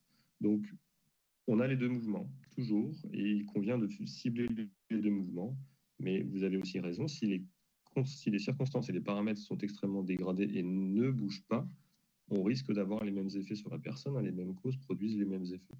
Par contre, à la petite limite que ça va dépendre de l'individu et de son fonctionnement, de ses ressources et de beaucoup de choses. Donc l'idée dans ces cas-là, bien sûr, c'est d'aller interagir avec les intervenants du travail, les ressources humaines, les managers, la médecine du travail, pour définir, analyser les paramètres de travail et voir ceux qui sont modifiables, ceux qui sont délétères. Et de l'autre côté, c'est d'aller vers peut-être le soutien psychologique, les intervenants de ce type-là, pour travailler son propre rapport au travail. C'était très bien dit sur l'épuisement professionnel. C'est souvent ce que je décris en consultation, c'est que c'est un tandem entre des conditions de travail et une personnalité. C'est bien les conditions de travail qui sont responsables de l'épuisement, c'est le surtravail qu'on a produit, mais la personne, à un moment donné, a régulé ou pas assez son engagement pour plein de raisons, et elle est allée accompagner finalement cette cassure de fatigue, qui est comme une fracture de fatigue. Donc l'idée, c'est soit dans le contexte, il y a des éléments qui reviennent à l'organisation de travail et aux intervenants du travail, il y a d'autres éléments qui reviennent plus à soi, et comment on fait l'équilibre global dans tout ça. Je crois que j'ai un problème de micro. Non, c'est bon, mon micro remarche. Ajouter une chose qui me paraissait Marina importante. C'est dans le monde du travail, en tout cas, quand on est mal, ne pas laisser la souffrance s'installer. Quand le dimanche soir, on commence à avoir mal au ventre, que la nuit, on ne dort pas, que quand on rentre de vacances, on ne va pas dormir parce qu'on doit reprendre le travail, c'est qu'il y a quelque chose qui ne va pas et qu'il faut pouvoir oser en parler. Mais on ose en parler si on sait qu'on va être cru et entendu. Et dans ce monde qui est dur, qui est le monde du travail, c'est vrai que ces troubles sont trop souvent associés à de la faiblesse, à de la paresse. Alors quand je vous disais qu'un tiers des Français associent troubles mentaux à danger et faiblesse, c'est particulièrement grave dans ce monde qui est dur, où il y a assez peu de place pour la faiblesse si on le pense comme ça. Et donc il faut aussi que notre regard à nous tous change pour qu'effectivement, quelqu'un qui dit qu'au travail il est mal et qui souffre, on sache que ça n'est pas de la faiblesse et de la paresse, mais que c'est une vraie souffrance qui est dangereuse pour cette personne. Finalement, c'est quelque chose qui revient depuis le début, hein. Oser dire et savoir entendre. C'est un peu ça, quelque part. Alors, oser dire, c'est vous. Savoir entendre, c'est vous. Est-ce que quelqu'un ose dire quelque chose d'autre? Ou sinon, on passe tout de suite à la thématique suivante. Allez, une question là-bas au fond, et après, ce sera la thématique suivante, parce que sinon, on va finir par se mettre en retard. La pauvre Pauline, elle passe d'un bout à l'autre de la salle. Bonsoir, je suis médecin du travail à Beauvais. Je voulais dire deux choses. La première concernant l'imagerie cérébrale lors d'un épisode de dépression ou d'anxiété généralisée ou d'attaque de panique. Il y a quand même des prérequis sur la prise en charge, notamment l'imagerie cérébrale. Alors actuellement, les prérequis, c'est le scanner cérébral sans injection. Par contre, effectivement, je n'avais pas la connaissance de cette demande d'IRM spécifique. On n'a pas l'information de centre de référence. Je pense que dans le contrôle continu des connaissances, je pense que c'est un point important, puisque je le découvre aujourd'hui. Concernant le deuxième point, on a vu nos consultations de pré-reprise à la demande des médecins généralistes pour des situations justement d'anxiété ou de dépression qui ne sont pas forcément en lien avec le travail en raison de la pression des durées d'arrêt. Ils sont en difficulté parce que eux, ils sont sollicités par la Sécu pour remettre les gens au boulot. Donc du coup, ils nous sollicitent nous pour savoir s'il y a une faisabilité de retour au travail. Alors le travail, ça peut être la santé, mais ça peut être toxique, même si ce n'est pas le travail qui est à l'origine du problème. Donc là, ça c'est un point quand même important. Les gens, on leur dit vous êtes à 1 mois, la récré est terminée, il faut retourner au travail parce que ça coûte cher. Donc il y a aussi la durée des arrêts maladie. Une fracture, on sait que il y a le temps de consolidation. Au vu du travail, il pourra faire tel mouvement, il pourra porter telle porte de charge. Par contre, sur le plan psy, on n'est pas psychiatre. Et évaluer la faisabilité de retour au travail, c'est compliqué. Et aujourd'hui, on nous demande à nous cette expertise sous la pression du coût des arrêts maladie. Voilà, c'était ce que je voulais dire. Vous l'avez bien dit, merci beaucoup. Si vous le voulez bien, je vais m'appuyer sur la première partie de votre propos parce que c'est une transition formidable. Mais bon, il y a eu la suite. Mais je vais revenir sur la première partie de votre propos, sur l'innovation. Et je vais me tourner assez rapidement vers Jean-Pierre Pruvot, sur l'innovation et les avancées technologiques avec un chiffre pour aborder cette 4e thématique. Un chiffre qui va nous éclairer, comme depuis le début. Le voici, le voilà. Innovation et santé mentale. Alors, il n'y a pas de chiffre. On m'aurait menti. On voulait me piéger sur le dernier slide. Bon, on va se débrouiller tout seul. Mais je sais que vous en avez beaucoup en stock, Jean-Pierre Pruvot. Alors, on ne va pas se laisser démonter comme ça. Jean-Pierre Pruvot, l'innovation, les avancées technologiques. Là, j'ai eu la chance, je l'ai dit en début de soirée, d'en parler avec vous au téléphone. Vous étiez à fond.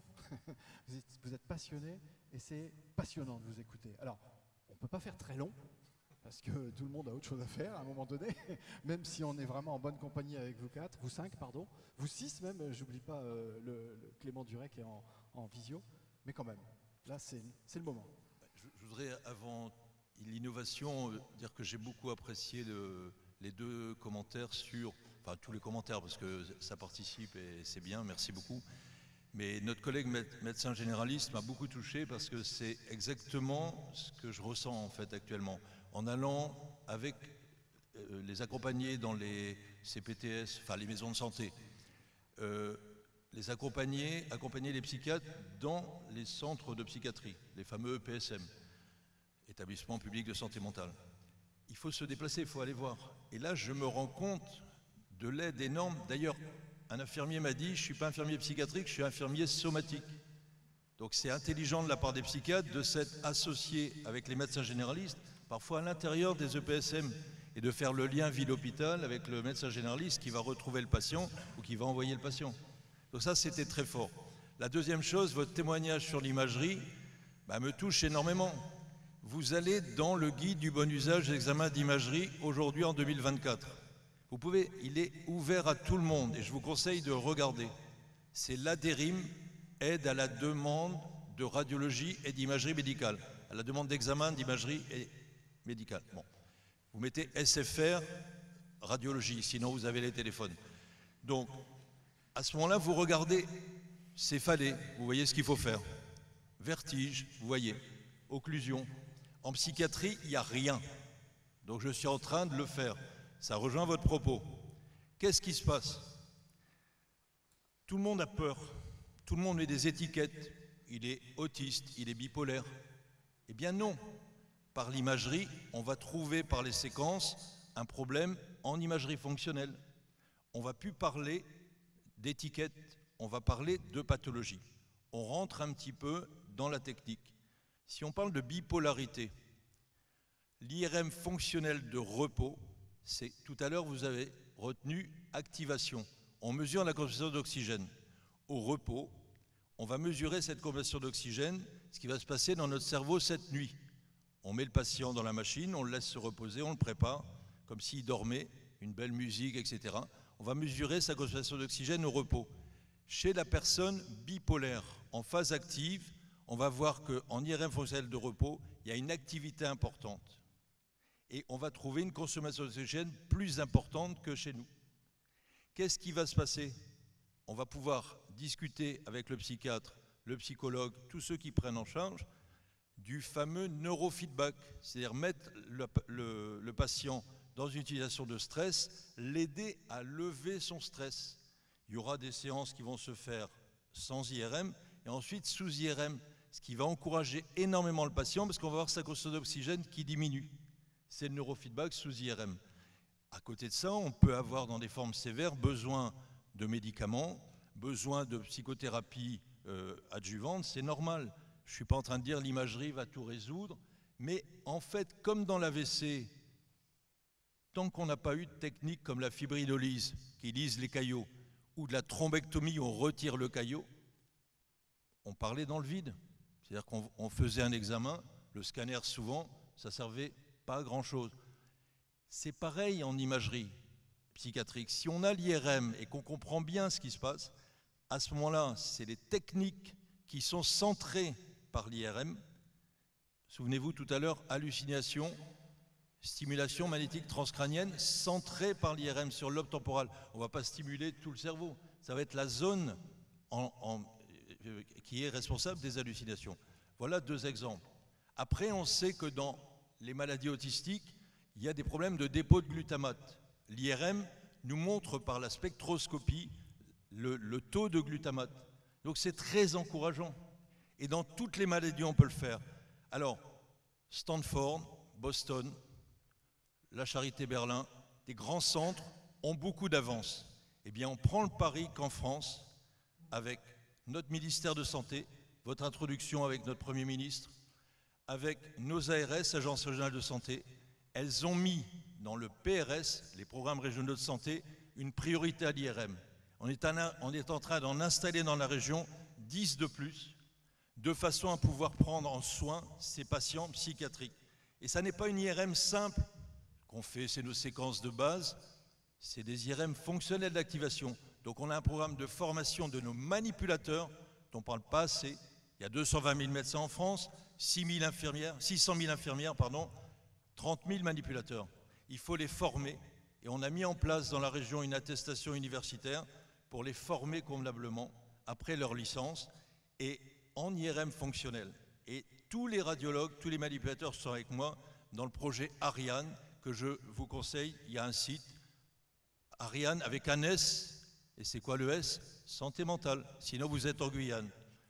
Association pour la recherche en imagerie avancée, en neurosciences et santé mentale. Et c'est pour les patients, il y a plein d'explications qui sont données pour essayer de rattraper le retard. Quelqu'un m'a dit récemment, tu vas mettre 30 ans. J'ai dit non. Si tout le monde s'y met, notamment les patients, on va pouvoir rattraper le temps. Merci. Bravo Jean-Pierre Pruvot.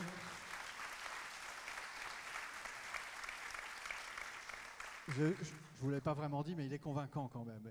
Est-ce que vous êtes convaincu, Marina Carrère-Danco? C'est vrai que le propos de Jean-Pierre Pruvot s'inscrit dans un contexte de convaincu et passionné, parce qu'honnêtement, c'est un domaine qui est effectivement très très mal connu, qui effectivement, vous partez de rien dans la communication, et c'est essentiel à faire connaître, parce que ça va faire effectivement participer à cette déstigmatisation, à lever ces tabous, et ça c'est absolument essentiel en dehors du rôle thérapeutique, bien évidemment.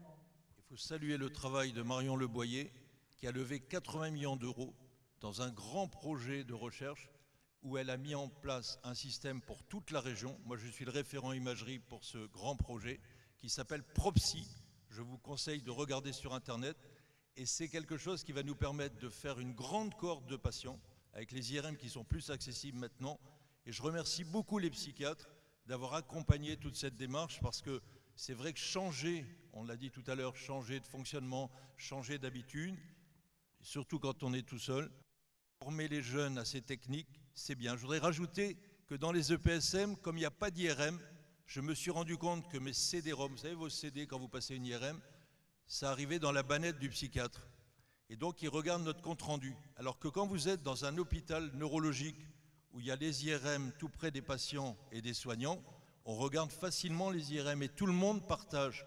Donc j'ai fait une formation à l'intérieur des EPSM et surtout on a installé des consoles de qualité qui sont meilleures que les PC qui sont dans les bureaux.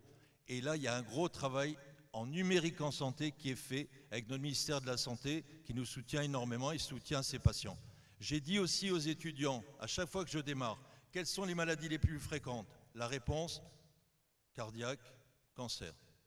La maladie la plus fréquente, c'est la santé mentale. Si chacun d'entre nous le faisons bien au-delà des médecins, on va sensibiliser.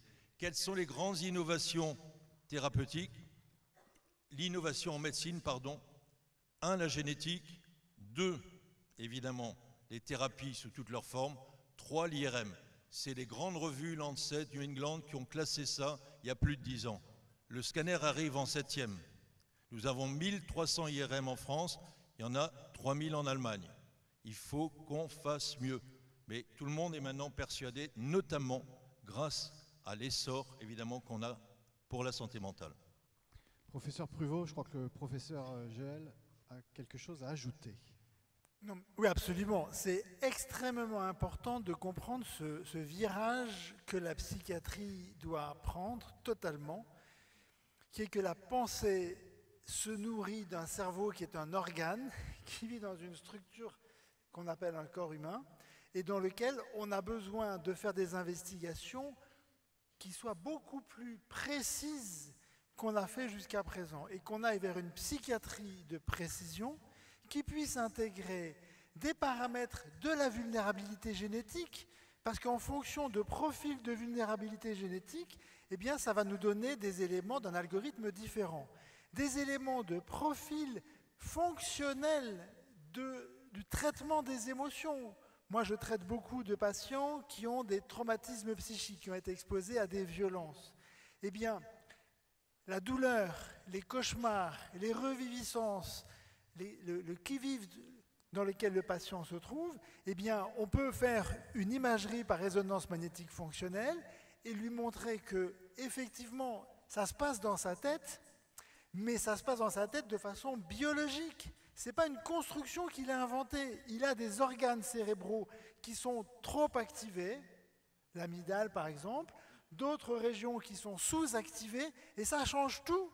Quand il voit qu'effectivement, il y a quelque chose de concret qui se passe, dans lequel il peut percevoir ces activations, ces images, et dans lequel on va travailler ensemble pour pouvoir limiter les excitations de ces différents organes. Et puis, il y a un autre volet très important, qui est les outils qui s'appuient sur les assistants d'intelligence artificielle, qui peuvent nous permettre aujourd'hui de traiter non seulement les informations que l'on vient donner, mais également il y a des outils d'analyse du langage qui viennent donner une information sur des marqueurs psychologiques et dans lesquels, vous voyez la puissance de précision que l'on peut avoir si l'on associe demain les marqueurs génétiques, les marqueurs d'imagerie cérébrale, des marqueurs autres biologiques également inflammatoires qui sont également des marqueurs intéressants, et les marqueurs du langage extérieur ou intérieur avec une assistance numérisée par ce que l'assistance de l'intelligence artificielle nous apporte, avec le pilotage du médecin, le psychiatre, il change de pilotage. Il est là à une position qui lui permet d'avoir une bien plus grande précision, dans laquelle il va intégrer les paramètres culturels, familiaux et sociétaux qui vont intégrer.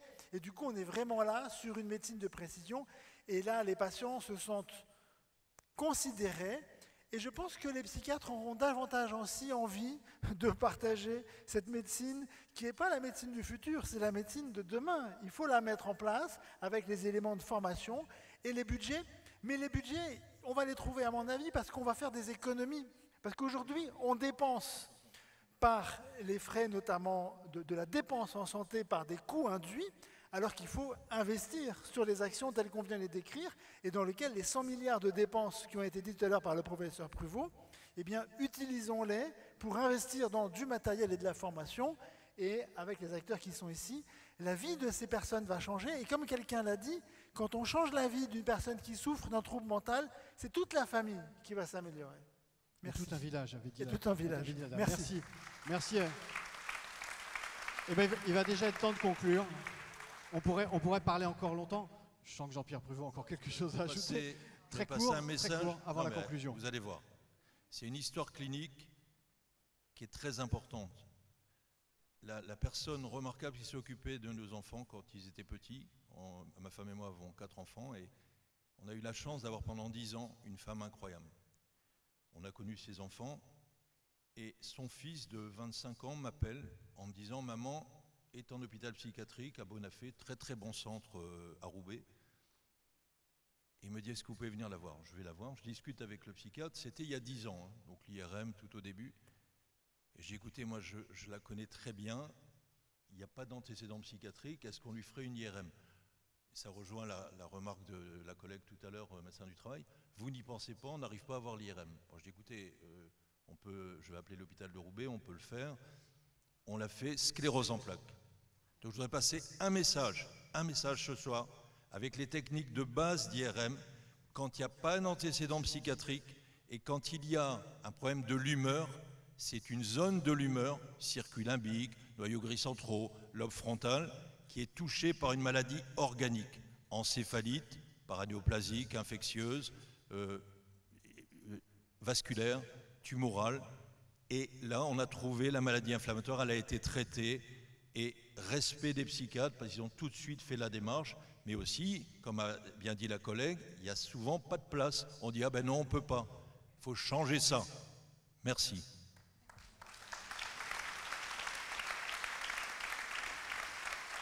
C'est une très belle conclusion. On n'a pas grand-chose à ajouter. Je vais demander à Marina de s'avancer avec moi, si elle veut bien, Marina Carrère-Dancos, pour peut-être une petite synthèse, c'est un bien grand mot, parce qu'on a dit tellement de choses, et on pourra en dire encore beaucoup, hein, j'en suis certain. Mais quand même, qu'est-ce qu'on peut retenir de cette soirée? Déjà que la santé mentale devient un sujet dont on parle, ce qui est quand même déjà absolument énorme, qu'on le sorte du champ du silence, du tabou, voilà, qu'on fasse émerger et visible les patients en souffrance, parce que bien souvent on les fait taire, donc ça c'est absolument indispensable. Qu'effectivement il y a des nouvelles voies, et cette imagerie, cette nouvelle notion du cerveau qui n'est pas que le domaine des neurologues, mais aussi ceux des psychiatres, c'est des vraies nouveautés, il faut suivre ce champ, qu'il faut aussi s'intéresser au bien-être mental, parce que c'est aussi un domaine oublié et qu'il est important dans la souffrance mentale, pour éviter la souffrance mentale, qu'il faut sûrement développer dans notre pays la prévention dans le domaine de la santé mentale, qui n'est pas notre culture mais qui est absolument indispensable, et qu'il faut, je pense, vraiment tout faire pour que les patients puissent parler, puissent être entendus, puissent être crus, puissent être pris en charge, et qu'on évite au maximum de retrouver des patients dans des hôpitaux psychiatriques, soit par décisions extérieures, soit en contention alors qu'ils n'ont pas besoin de ça, mais parce qu'ils sont arrivés trop tard, qu'on n'a pas les moyens, ou qu'ils arrivent dans des urgences, dans les services d'urgence, où ils n'ont rien à faire, où ils vont passer des heures et où ils n'ont absolument rien à faire. Tout doit vraiment être fait pour que les patients soient pris en charge le plus tôt possible et qu'il soit évidemment qu'on ait les moyens de bien les prendre en charge avec les nouvelles connaissances qu'on a. C'est un énorme chantier, mais déjà de parler, de pouvoir permettre aux gens qui souffrent de pouvoir le dire, de pouvoir dire je vais mal et qu'on ne leur dise pas secoue-toi un petit peu, ça ira mieux. Ce sera déjà un énorme pas de franchi et que les jeunes, les enfants qui souffrent de pathologie mentale ne soient pas mis à l'écart et soient intégrés avec tous les autres. Merci Marina Carrère-Dancos, merci beaucoup. Je vous laisse reprendre place quelques minutes. On vous remercie chaleureusement d'avoir en quelque sorte présidé cette conférence et je voudrais qu'on applaudisse vraiment très fortement nos 4 intervenants pour la qualité de leurs interventions. Et je n'oublie pas Clément Duret. Est-ce qu'on peut le retrouver en visio? Est-ce qu'il est possible? Voilà, merci Clément. On vous salue et bravo pour vos précisions parce qu'elles ont été aussi importantes et elles ont ajouté beaucoup de choses à cette soirée. Alors, je vais vous demander de rester encore 2 petites minutes parce qu'on a des personnes à remercier et pour les remercier, c'est mieux que vous soyez là. Donc, je voudrais appeler le directeur général de CCMO Mutuelle, Paul-Henri Mainviel. Je voudrais appeler Cédric Brochard, le président de la CELAS IMAO. Et puis Karine Delay-Orthez, la directrice du collège santé d'Unis-la-Salle. Et je n'oublie pas nos duettistes de féminin. Je ne sais pas si elles sont encore là. Elles ne sont plus là. Alors venez tous les 3, venez. Merci. Merci parce que cette soirée elle a eu lieu aussi grâce à vous. Venez, soyez pas timides, venez au premier rang.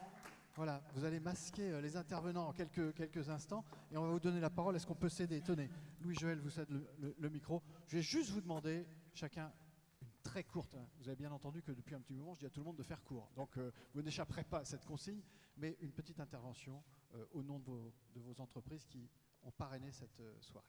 Cédric Brochard, vous commencez? Bonsoir. Bon, je vais faire très court en fait, simplement vous dire ce qui motive notre groupe de médecins IMAO à participer et soutenir ce genre de conférences, d'initiatives. C'est simplement qu'aujourd'hui on pense que le rôle d'un groupe de médecins comme nous, c'est pas seulement le soin, c'est aussi l'information, la communication et c'est juste très important pour nous de communiquer, de passer des messages et je pense que le message ce soir sera passé. Moi je retiendrai la bienveillance au travail, la bienveillance avec les étudiants en médecine notamment. Je saluerai la bienveillance du professeur Pruvot que je connais et qui sait allier la bienveillance avec ses étudiants et l'exigence et ça c'est important. Et donc moi je vous remercie tous les participants également qui ont été brillants. Qui ont été brillantissimes. On n'en doutait pas. Qui sont là et les monsieur... Monsieur Buret. Il est toujours là. Merci. Regardez, également. Il est resté fidèle au poste. Merci Cédric Brochard. Je passe la parole maintenant à Paul-Henri Mainviel. Oui, c'est vrai que ce n'est pas simple de prendre la parole après des intervenants si passionnants, que je vais remercier également. En tant que directeur général de CCMO Mutuelle, qui est la première mutuelle interprofessionnelle de Picardie, il me semblait naturel et important d'être partenaire de cette soirée parce que la santé, la prévention en matière de santé sont naturellement au cœur de nos préoccupations. Juste peut-être 2 ou 3 mots pour présenter CCMO Mutuelle à ceux qui ne nous connaissent pas. Nous sommes un acteur majeur de la protection sociale dans les Hauts-de-France avec une expérience de plus de 80 ans en santé et en prévoyance. Nos équipes, nos près de 200 salariés sont situés à Beauvais, au siège social de la CCMO, que ce soit l'équipe administrative ou la plateforme téléphonique. Et nous avons des agences à Amiens, à Beauvais, à Creil et à Compiègne. Voilà. Notre ancrage territorial et notre compétence nationale nous permettent d'offrir des solutions de complémentaire santé ou de prévoyance à tous, qu'ils soient particuliers, travailleurs indépendants ou salariés d'entreprises, d'associations, de collectivités. Et au global, nous protégeons au quotidien 170 000 personnes, ce qui nous classe dans les 30 premières mutuelles au niveau national. Très rapidement, sur la santé mentale, c'est un sujet auquel on s'intéresse, notamment depuis le Covid, depuis le confinement. En 2021, on a développé un escape game digital sur les addictions, de façon à aider chacun, le grand public, à devenir acteur de la prévention contre les addictions. Et l'année suivante, en 2022, on a fait une bande dessinée sur le même sujet qui s'intitulait « Addiction, du plaisir à la dépendance ». Et puis, en parallèle de ça, on a commencé à vouloir aller un cran plus loin et on a travaillé notamment avec Holicare pour proposer aux entreprises, ou à certaines entreprises qui choisissaient de souscrire à ce pack, un pack qu'on appelle prévention et services, comprenant un certain nombre de services, notamment sur la santé mentale. On s'est rendu compte que ce pack était très utile pour les sociétés qui faisaient appel, pour les services de ressources humaines, pour les salariés, parce que la santé mentale, on en prend de plus en plus conscience. Et c'est aujourd'hui, comme on le disait tout à l'heure, la première cause d'arrêt de travail de longue durée en France. Et on a pris la décision récemment de pouvoir aussi distribuer de façon plus large auprès d'entreprises, d'associations, de collectivités qui ne sont pas adhérentes chez nous en termes de mutuelle santé, de pouvoir distribuer également ces offres d'Holicare parce qu'on pense qu'elles peuvent être utiles à tous. Merci Paul-Henri Maviel, merci beaucoup. Après Cédric Brochard, après Paul-Henri Maviel, je passe maintenant la parole à Karine Orthez, directrice du collège santé d'Unis-la-Salle. On est, je vous le rappelle, chez Unis-la-Salle et on y est bien. Merci beaucoup. Tout d'abord, effectivement, merci à tous. Donc, je voudrais remercier au nom d'Unis-la-Salle tous les intervenants qui sont derrière moi, également les participants qui sont ici dans la salle. Marina, pour la petite anecdote, il y a quelques temps, vous nous aviez accueillis chez vous sur votre plateau télé. Eh bien, là, ce soir, nous sommes vraiment ravis de vous avoir accueillis chez nous, sur notre campus d'Unis-la-Salle. Alors, vraiment, je vais faire moi extrêmement court sur Unis-la-Salle. Je ne vais pas vous présenter tout ce qu'on fait parce qu'on a 4 campus avec plein de formations différentes. Je voudrais parler de celle qui concerne la santé. Donc la formation d'ingénieurs en alimentation santé. Unis-la-Salle est impliquée depuis maintenant plusieurs années sur les objectifs de développement durable, dont un qui est l'objectif de développement durable numéro 3, qui est de donner aux individus les moyens de vivre une vie saine et promouvoir le bien-être à tous les âges. Donc effectivement, on a parlé tout à l'heure, la santé physique, la santé mentale, donc la santé dans tout son ensemble.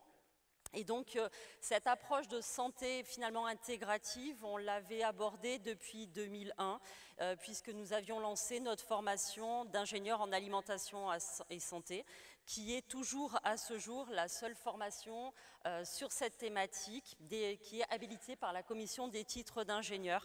Donc on est né avec le PNNS et on continue à évoluer avec eux. Et ce que je voulais vous dire, c'est qu'effectivement, nous formons nos ingénieurs, donc des futurs professionnels engagés, mais nous adressons aussi au grand public et vous êtes nombreux ce soir, donc je voudrais aussi vous signaler, vous avez pu le constater sur des petites brochures qui sont sur les tables à l'arrière, nous avons aussi des projets de sensibilisation sur la santé physique, la santé mentale et notamment nous organisons des ateliers d'éducation nutritionnelle, des ateliers pour les aidants des seniors. On parlait tout à l'heure de la santé mentale des seniors. Les aidants de ces seniors aussi ont besoin d'aide. Et nous organisons également des ateliers culinaires pour les personnes atteintes de cancer. Donc si vous êtes intéressé par ces projets, si vous souhaitez participer à ces ateliers, qu'ils soient en présentiel ou en distanciel, n'hésitez pas à nous contacter et nous ferons un grand plaisir de vous accueillir sur ces ateliers. Et donc pour terminer, je vous remercie de vive voix de votre venue et je vous souhaite une excellente soirée. Merci Karine, merci beaucoup. Karine, Paul-Henri, Cédric, voilà, ce sont nos partenaires. Et pour conclure définitivement, je vais demander à Michael Tassard, le directeur délégué du Courrier Picard, de nous rejoindre et demander à nouveau à Marina Carrère d'Ancos si elle veut bien. Promis, ce sera la seconde de la fin. Elle veut bien s'avancer un petit peu à côté de Michael Tassard. Voilà, merci beaucoup. le duo. Merci beaucoup à toutes et tous. Merci à nos partenaires, à nos intervenants, à vous qui êtes venus en nombre. Et puis votre présence ce soir me montre qu'on a fait le bon choix quand on a voulu traiter ce thème-là pour le numéro 1 de notre grand projet que vous allez suivre tout au long de l'année. Dès ce soir sur notre site internet, dès demain matin dans le journal papier, dans les mois qui viennent, dans les semaines qui viennent. Merci encore à vous et je vous dis à très très vite. Merci beaucoup. Merci Michael. Merci à toutes et à tous d'avoir participé. On remercie également pour le cocktail Karine et on fait un petit coucou à Philippe Pouillard. Voilà, c'est terminé. Bonne fin de soirée et à bientôt pour une prochaine conférence.